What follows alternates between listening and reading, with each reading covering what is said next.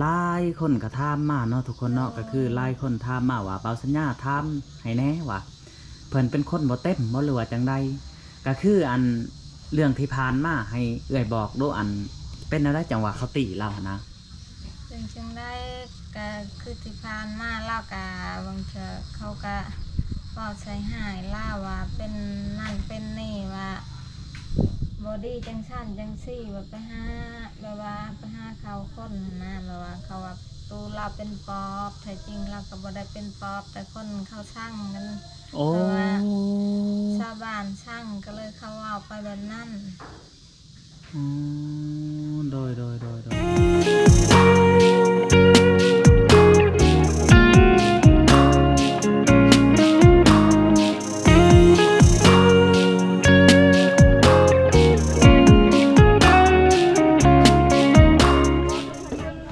เอาทุกคนเลยมาหอดเฮือนแล้วก็ว่าแม่นเนาะให้เพิ่นคนไปไว้อยู่เฮือนใหม่พุ่นแหละเพราะว่าเขาอยากไว้เฮือนเก่านี่ยามมันว่าบ่ได้ก็ว่าแม่นเนาะปานมาเอาแม่นี่บ่อยากได้เงินบ่นะครับโอ้บ่ได้ซื้อขนมมาให้สำเนาะเฮาก็ลืมคักเลยทุกคนเลยนั่นแหละโตหัดไปหาพื้นน้ำพอบ่ไปน้ำบ่เฮา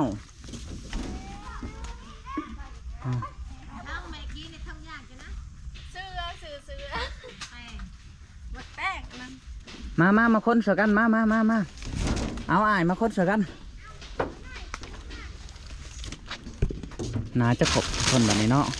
ก็คือเขาสื่อลายอันลายอย่างเนาะลายอันลายแนว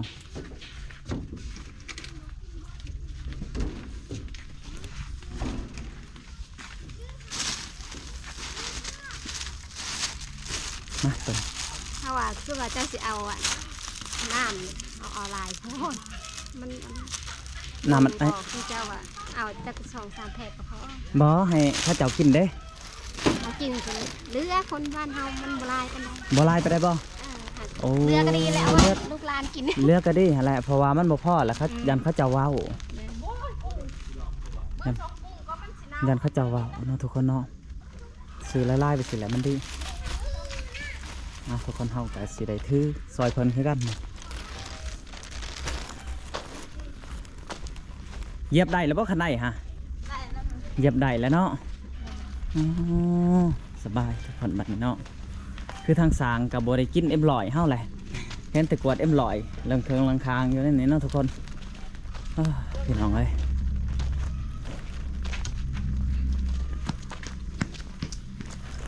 เนาะแห้งแล้วเนาะแห้งเลย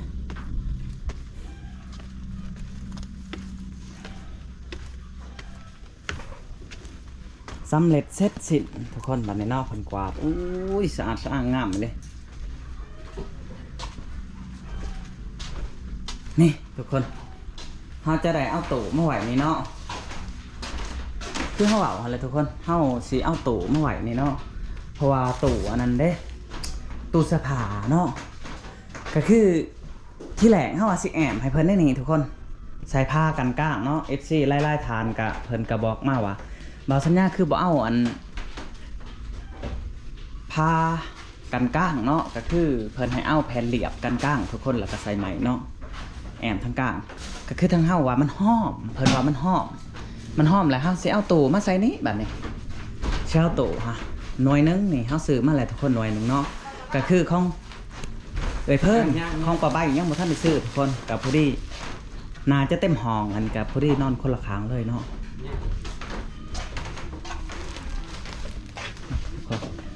นี่จะเป็นตู้เนาะตู้ที่เฮาซื้อก็แม่นโอ้สบายแบบนี้ทุกคน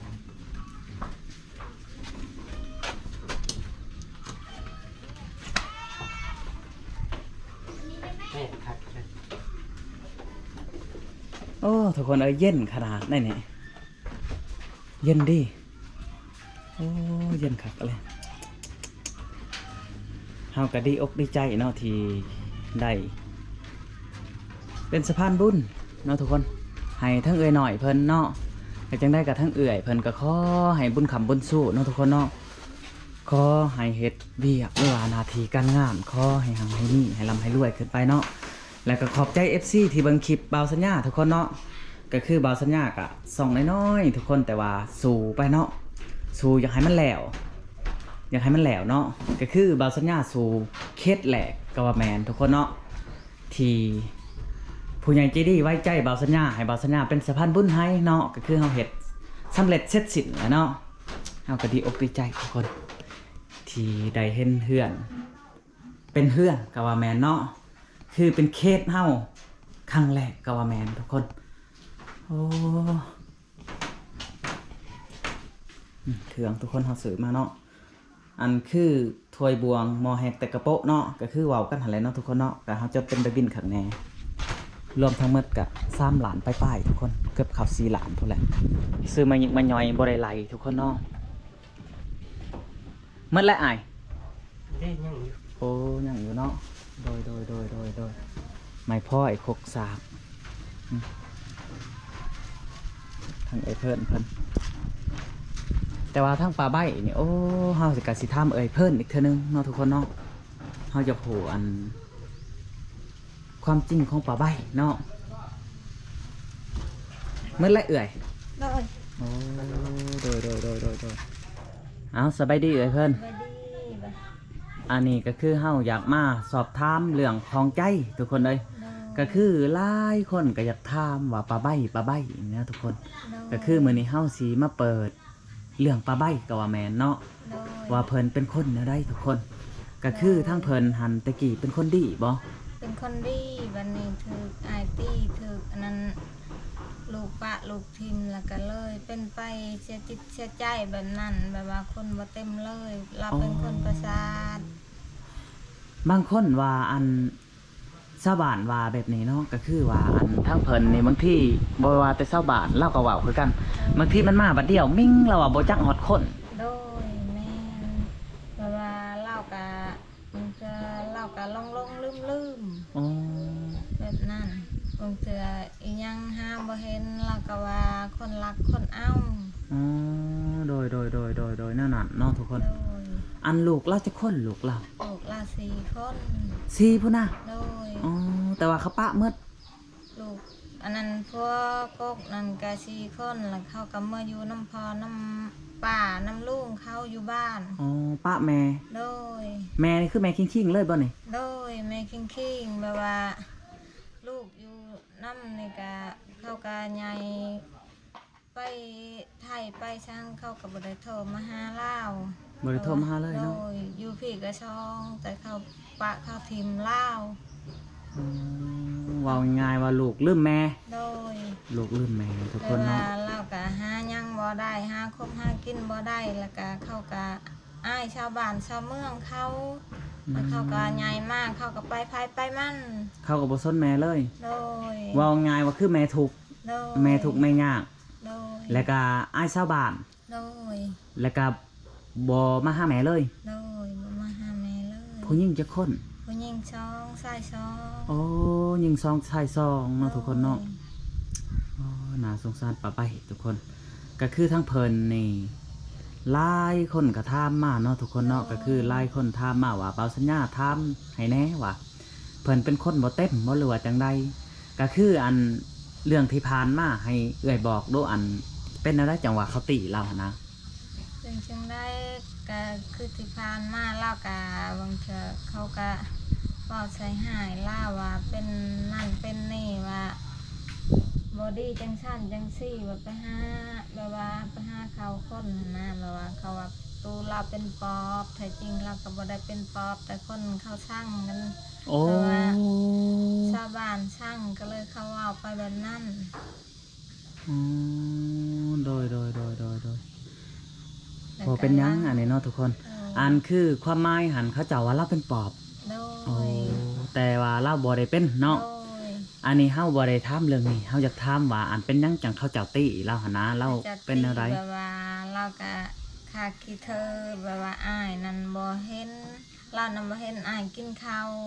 อ๋อ แล้วเราก็คาคิเธอแล้วก็อ้ายนั่นลงมาแต่กินข้าวนั่นอาสาขะเบือตีหัวเล่าวันนี้ก็ เลือดแตกเลือดแต้นออกเราก็จนบัดแล้วก็เข้ากับไปสักยาอยู่ตะโน่นคนละ เขาอยากไปห้องหม้อใหญ่เพราะบ่มีเงิน โด เนาะ ยอย่าไปห้องหมอใหญ่เพราะบ่มีเงิน อันคือเฮาจะถามความในใจระหว่างเอื้อยกับปลาใบนี่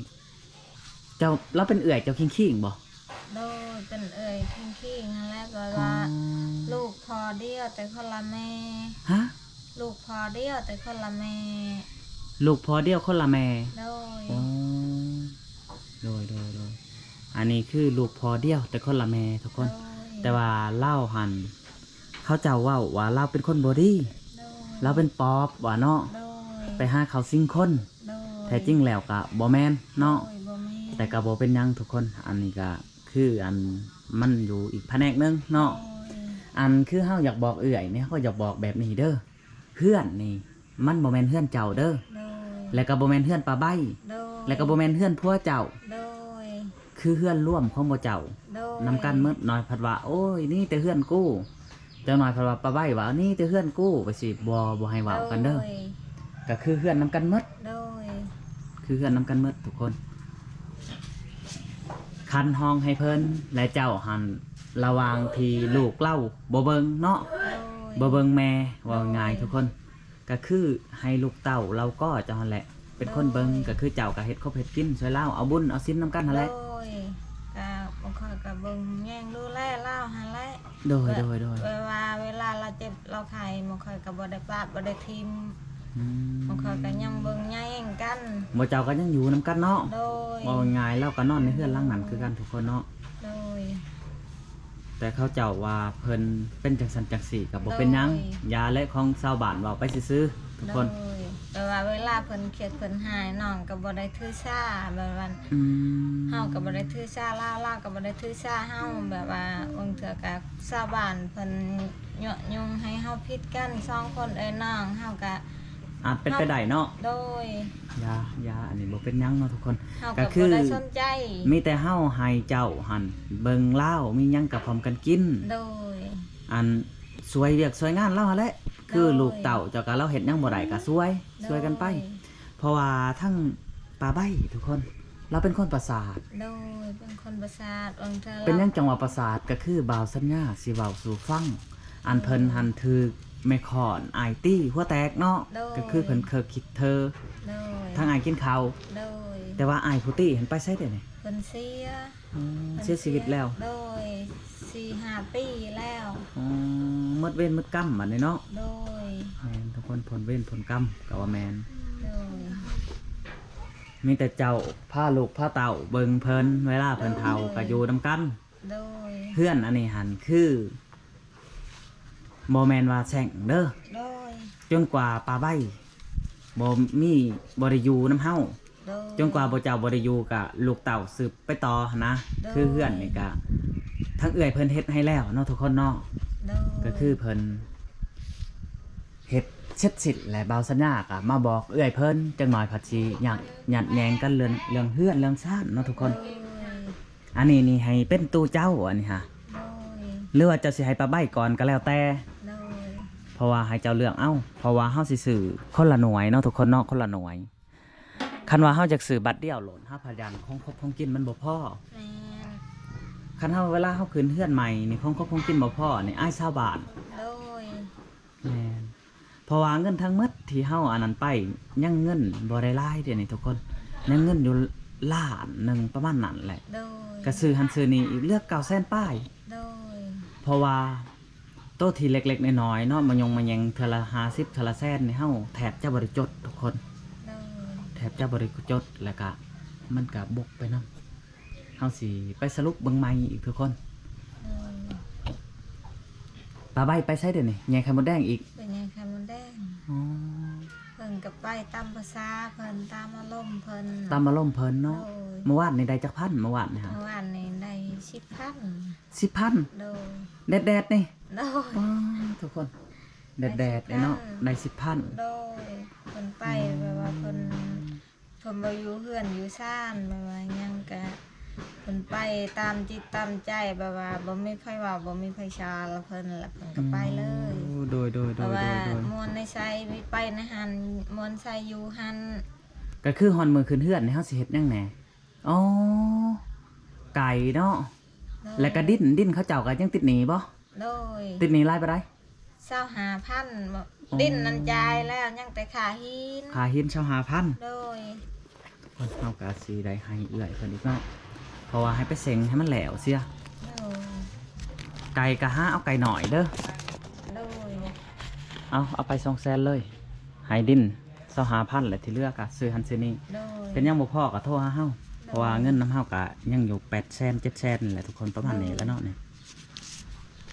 ก็คือแบบนี้แหละเฮาอยากบอกเนาะก็คือให้ฮู้เอาว่าเฮือนนี่บ่แม่นเฮือนไผ